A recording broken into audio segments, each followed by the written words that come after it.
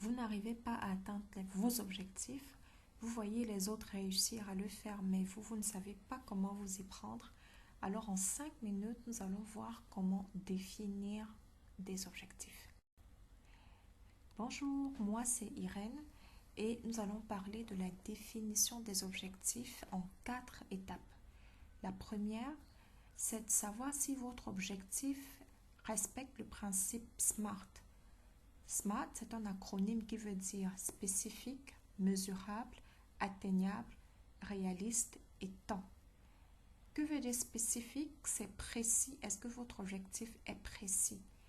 Est-ce que votre objectif est quantifiable?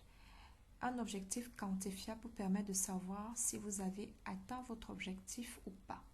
Est-ce que votre objectif est atteignable?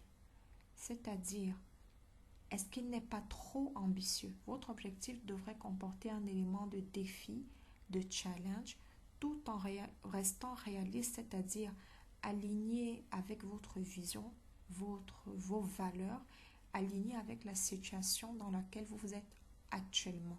Un objectif trop ambitieux vous amènerait à vous décourager. Et enfin, il vous faut un délai pour réaliser cet objectif.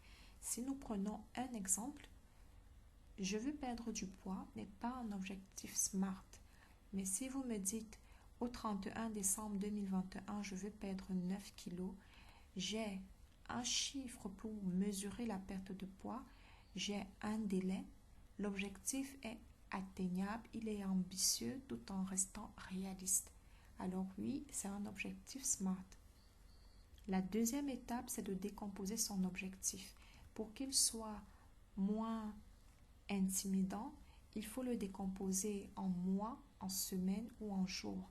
Si nous reprenons notre exemple de la perte de poids, 9 kilos en 9 mois, ce serait donc 1 kg de perte de poids par mois, ce serait 250 grammes par semaine et ainsi de suite. Là, ça paraît beaucoup moins intimidant. La troisième étape, c'est d'écrire son objectif. C'est très important de l'écrire. Pourquoi? Parce que tant que votre objectif reste dans votre tête, c'est un rêve. Il n'est pas ancré dans la réalité. Lorsque vous l'écrivez, vous l'amenez à être réel. Et une petite astuce, lorsque vous l'écrivez, ne mettez pas de termes négatifs. Pourquoi? Parce que quand vous mettez des termes négatifs, votre cerveau va rechercher ce que vous voulez éviter. Un exemple. Si votre objectif est pendant tout le mois d'avril 2021, je ne mangerai pas de chocolat, eh bien, votre cerveau va s'accrocher au mot chocolat. Vous allez être hanté par ce mot. Ce qu'il faut faire, c'est de mettre une vision positive de l'état où vous voulez être.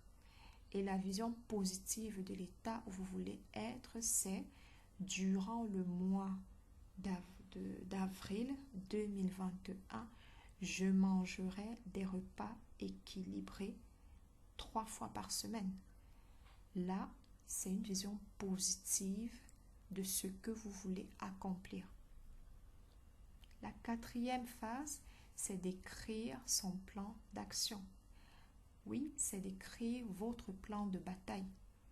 Parce que ce n'est pas tous les jours que vous aurez envie de travailler sur vos objectifs. Et donc, il vous faut un plan de bataille pour rester concentré. Dans ce plan de bataille, vous aurez, dans une première colonne, les actions qui vous permettront d'atteindre l'objectif que vous vous êtes fixé, ainsi qu'en face, les délais pour chacune de ces actions. Il faut que l'ensemble de ces délais respecte le délai de votre objectif principal. En plus de cela, en avance, il vous faut définir les ressources dont vous aurez besoin pour atteindre votre objectif, les obstacles que vous aurez à surmonter et les stratégies que vous mettrez en place pour surmonter ces obstacles.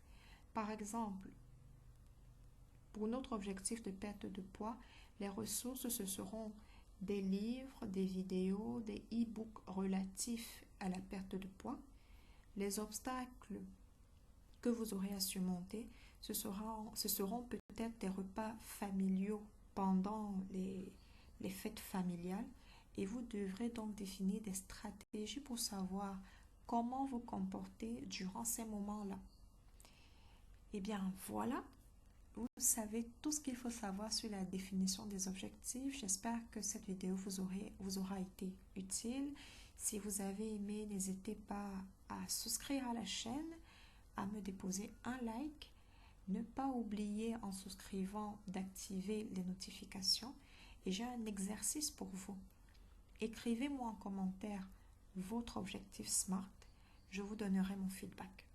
Prochaine vidéo, la phase d'action. Une fois que vous avez défini votre objectif, comment faites-vous pour vous y tenir? Et bien sûr, nous parlerons stratégie, astuces pour garder nos bonnes habitudes en matière d'action dans la réussite de nos objectifs.